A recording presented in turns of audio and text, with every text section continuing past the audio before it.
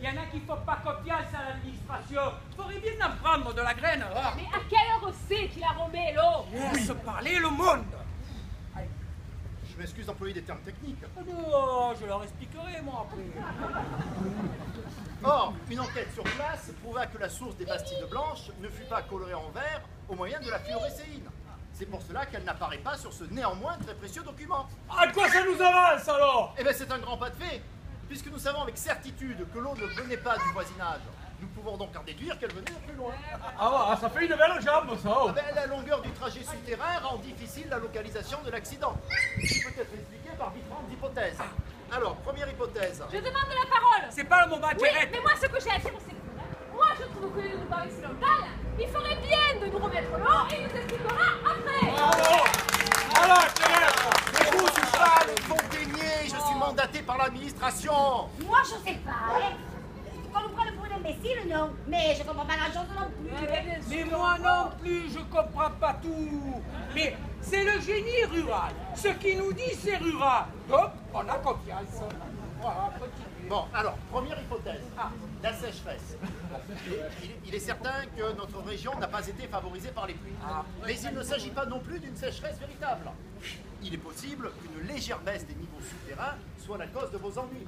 En effet, comme stipulé dans le rapport, la résurgence est cernée par une chaîne de dolomies issue du Crétacé supérieur, qu'elle doit certainement franchir par un système de siphon. Bon, vous savez tous qu'il y a un siphon, enfin. Et que tu n'as aucun caoutchouc, là. Mais non, pas vrai. Voilà. Et toi? Continuez. Bon, il est donc probable qu'à la première pluie, le siphon ou les siphons se réamorceront dès que le niveau du lac souterrain qui les alimente aura retrouvé sa cote habituelle. Un lac souterrain? Eh oui.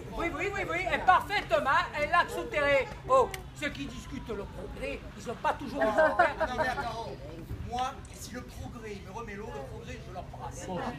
Et dès que ma source coule, il y a 1000 francs pour le progrès. 1000 francs. Attendez la suite. Attends la suite des couillonnades, surtout. Bon, nous pouvons maintenant donner 3 autres explications de l'accident. Alors nous y sommes, écoutez peu. Alors, deuxième hypothèse, l'eau, par un phénomène naturel, a usé à un point de son parcours la couche imperméable inférieure.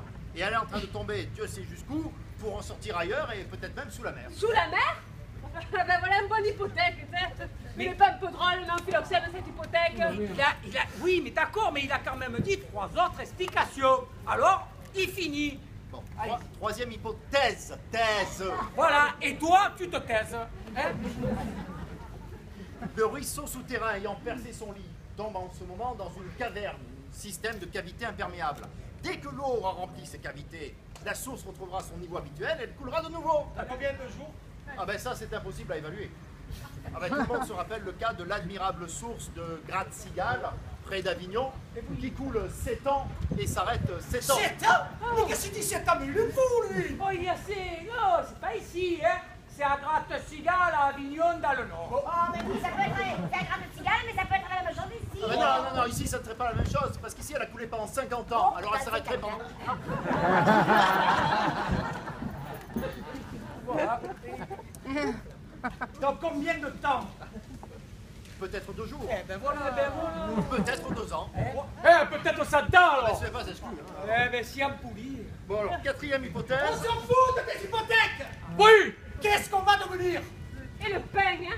Avec quoi on va le faire, le pain? Ouais, alors qu'est-ce que tu peux faire pour nous, toi? Écoutez, pour vos besoins domestiques, je peux vous envoyer de l'eau. Eh ben oui, de l'eau. Quelle est la population du village? 143 personnes. Bah, écoutez, à 20 litres par personne, ça fait environ 3000 litres par jour, c'est possible. D'accord. Eh ouais, mais oh, et les bêtes. Et quelle bête? Quelle bête? Les chevaux, les mulets, les cochons, J'ai 120 moutons et chèvres, moi, 120. Ouais. Les cochons. Ah, c'est vrai, parce que dans chaque famille, il y a au moins un cochon. Oh, Clairette, sur sa 4 pattes avec les petites oreilles. Hein? Ouais, c'est le moment. Allez, continue. Bon, eh ben, écoutez, avec le camion 8 tonnes qui montera chaque jour, ça fera environ 20 litres par personne et 50 litres par animal. C'est suffisant? Suffisant? Et les cultures? Mais quelle culture? Quelle culture, mais Haricots! les courgettes, et les tomates. On va pas des rizières, avec quoi voulez-vous qu'on arrose tout ça? Avec de l'eau, avec de l'eau. Mais pour arroser toutes vos cultures, à vue de nez, il faudrait au moins 8 camions par jour. C'est ça, des camions, beaucoup de camions. Un camion nous revient 250 francs du kilomètre. La source la plus proche est à 6 km, alors calculez vous-même. Ah, c'est bien la peine qu'il nous envoie un ingénieur pour nous dire à nous de calculer, hein. Bon, écoutez, je ne peux vous envoyer que 5000 litres par jour.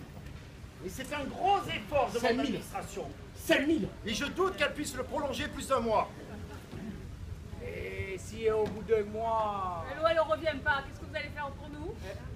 Ah ben je pourrais vous faire mes condoléances. Et puis vous conseiller d'aller cultiver la terre ailleurs. Hein. Ce ne sont pas les villages dépeuplés qui manquent, de l'eau en abondance. Je serais heureux de vous accueillir. Monsieur l'ingénieur, le conseil municipal ne peut pas accepter ça quand même. Ah, quand même. Monsieur le maire, permettez-moi de vous dire que l'autorité des conseils municipaux sur les phénomènes souterrains peut être mesurée par un nombre proche de 0. Cinquième hypothèque. Celui-là, vous allez voir que c'est le beau.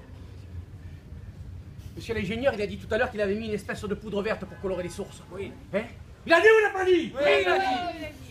Mais David, c'est cette poudre verte qui s'est pastissée tout de partout. Ça fait une espèce de mortier. C'est ça qui a bougé la source. N'oublions pas que c'est du chimique. Le chimique, je sais ce que c'est. Mais non, vous ignorez ce que c'est le chimique. Vous ignorez qu'il suffit d'une poignée de cette poudre pour colorer des rivières sur des kilomètres. Ouais, ça va, hein. Quand on voit combien il faut de jaune, là, de Jeannot pour faire venir jaune un verre d'eau, je dis pour faire venir jaune une rivière, il faut au moins 50 tonneaux. Non, mais je le savais, ça finirait comme ça, là.